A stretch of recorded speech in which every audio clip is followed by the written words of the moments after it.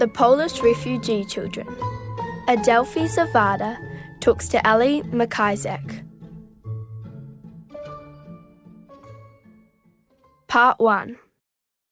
When my babcia, my grandmother, was only 7 years old, her mother put her on a train with her brother and sister. The train pulled out of the station. Babcia didn't see her parents again for 17 years. This happened during the Second World War. The USSR had invaded eastern Poland. The invading soldiers made Babcia's family leave their home.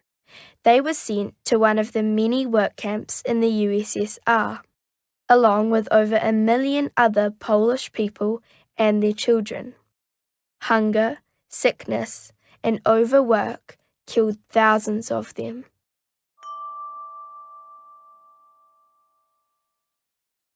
Going south to Iran. Babcia's family managed to stay alive and keep together.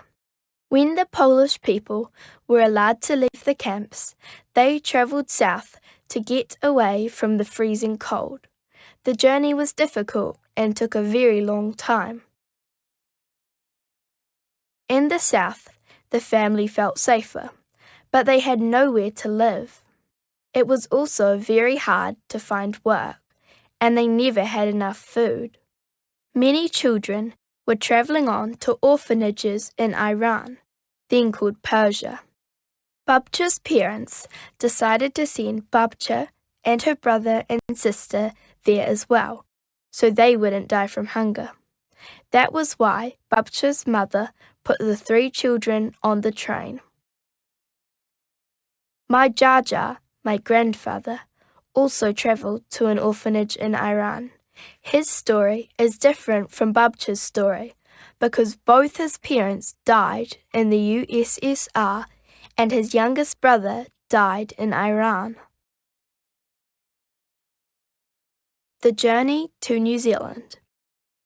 Babcia and Jaja lived in Iran for over 2 years. They started learning to read and write.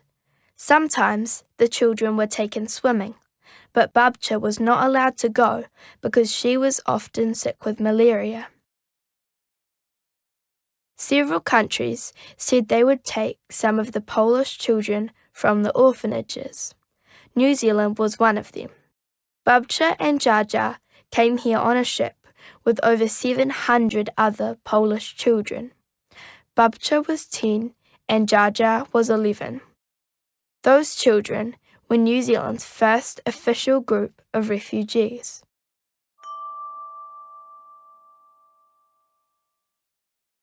The camp in Pahiatua. The Polish children and their caregivers went to live in the Polish children's camp in Pahiatua.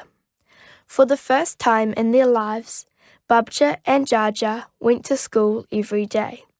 Their teachers were also refugees from the camp. All their lessons were in the Polish language because everyone believed that, after the war, they would go back home to Poland. However, when the war ended, the soldiers from the USSR did not leave Poland.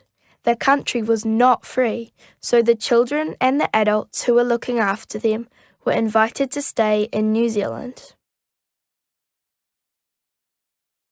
After the war, Babcia and Jaja spent 3 years in the camp. Then they left to go to high school.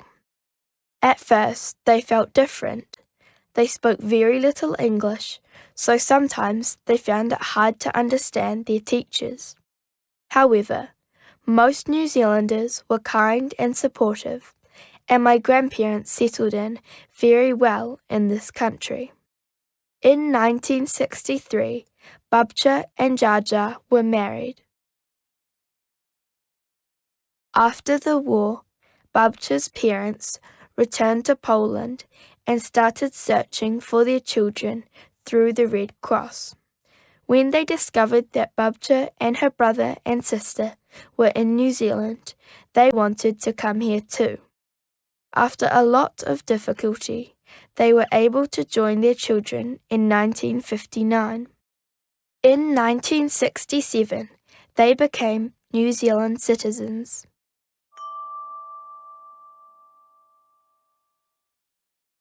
Part 2. Passing on the Polish ways. Babcia and Jaja, my dad's parents, have lived here now for more than 50 years. In lots of ways, my family is just like any other Kiwi family. However, like many people who come to live here, Babcia and Jaja still do some things the way they did in their home country. They have passed some of these traditions on to their children and grandchildren. A lot of the Polish things we do are part of special celebrations. For example, on Christmas Eve, we sing Polish carols and have Polish Christmas food. At Easter, we paint real eggs and make Easter baskets. And on Easter Monday, we have a huge water fight. It's an old Polish tradition that goes back hundreds of years. We also sing and dance at festivals and on special occasions. My grandparents speak to each other in Polish. My brothers and I can speak and understand a bit too. Part Kiwi, part Polish. When they are young, a lot of children from Polish families go to Polish clubs or Saturday schools, where they learn Polish words, songs, and games. But we also learn a lot just by being with the family and listening and joining in. My mum is a third-generation Kiwi, but she can speak Polish and she knows a lot about Polish culture. She says that being part of the Polish community is like having a window you can look through to get a wider view of the world. I love having a part of me that's Polish.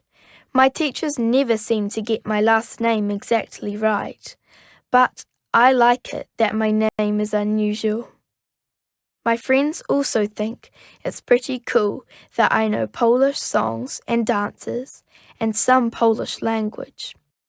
I do all the ordinary things that my friends do, but I get to do those other Polish things as well. I hope I can pass some of my Polish life on to my own children one day, like 100 lat, the special song you sing on someone's birthday.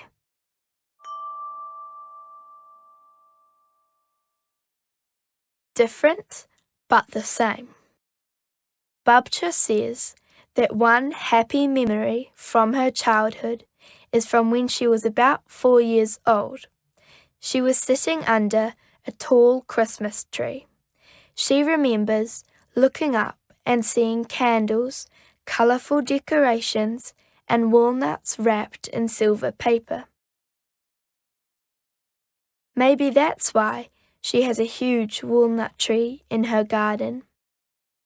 My brothers, my cousins, and I all love climbing that tree.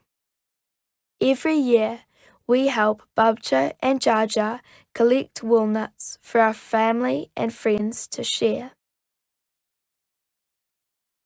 My grandparents are different from other grandparents because of the way they came to New Zealand and because of the Polish way they still do some things. But they are also just like grandparents everywhere. They love welcoming their family and friends into their home, and there are always cakes and biscuits to share, and walnuts if you're lucky. Glossary. Culture. The customs, beliefs, and traditions of a particular people. Invaded. Sent soldiers into another country to take control of it. Official. Approved by the government or by someone who has the power to make decisions. Orphanages. Places that care for children who don't have parents to look after them. Refugees. people who can't safely return to their own countries. Traditions, things that have been done for a long time. USSR, the Union of Soviet Socialist Republics, also known as the Soviet Union, a country that existed between 1922 and 1991. It was made up of several smaller states that are now independent countries. The government of the USSR was in Russia.